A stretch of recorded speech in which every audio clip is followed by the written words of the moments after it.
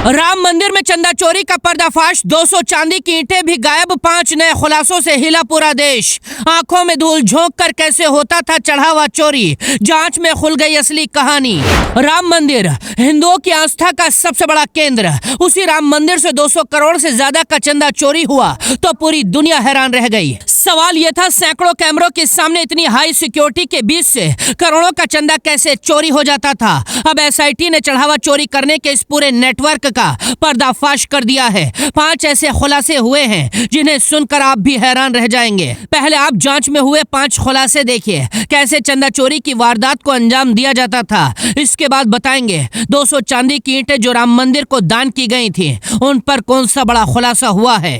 मंदिर के दान में चोरी के बाद यूपी प्रदेश सरकार ने इसकी जांच एसआईटी को सौंपी थी। अब एसआईटी ने चंदा चोरी में बड़े खुलासे किए हैं। नंबर 1, मंदिर में आने वाले चढ़ावे के नोटों को गिनने के लिए एक प्राइवेट कंपनी को रखा गया था, लेकिन उन्होंने नियमों को ताक पर रखकर राम मंदिर ट्रस्ट के कुछ लोगों की सिफारिश पर स्थानीय लोगों को इस काम में लगा दिया और यहीं से चंदा चोरी का नया रास्ता खुल गया। नंबर 2, जो कर्मचारी मंदिर के अंदर चढ़ावे का पैसा गिनने जाते थे, आते जाते समय उनकी कोई ढंग से जांच यानी चेकिंग नहीं होती थी। कौन अंदर क्या ला रहा है या बाहर क्या ले जा रहा है, इसका कोई रिकॉर्ड नहीं रखा गया था, यानी जानबूझकर लापरवाही बरती जाती थी।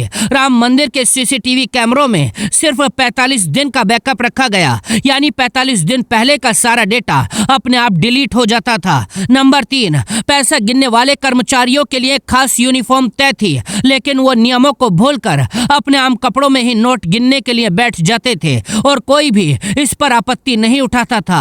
नंबर 4, जांच में यह भी सामने आया है कि कुछ कर्मचारी जानबूझकर कैमरों के आगे इस तरह खड़े हो जाते थे ताकि उनकी हरकतें और चालाकी कैमरे में रिकॉर्ड न हो पाए, यानी चोरी के वक्त कैमरों को जानबूझकर ब्लॉक कर दिया जाता था। नंबर 5, सिर्फ नकद पैसे ही नहीं बल्कि भक्तों द्वारा चढ़ाए गए सोने चांदी और कीमती पत्थरों के सरकारी रिकॉर्ड और असली स्टॉक में भी काफी गड़बड़ी का अंतर मिला है, यानी मंदिर में जेवर गहनों की भी चोरी हुई है। ये तब हुआ जब पिछले 11 महीनों में 10 करोड़ रुपए राम मंदिर में सुरक्षा के नाम पर खर्च कर दिए गए। अभी ये सिर्फ शुरुआती जांच में सामने आया है। इस खुलासे के बाद मंदिर में चढ़ावा गिनने वाले 40 कर्मचारियों को हटा दिया गया है, लेकिन असली जिम्मेदार अभी भी दूर है। कई लोगों की गिरफ्तारी हो चुकी है।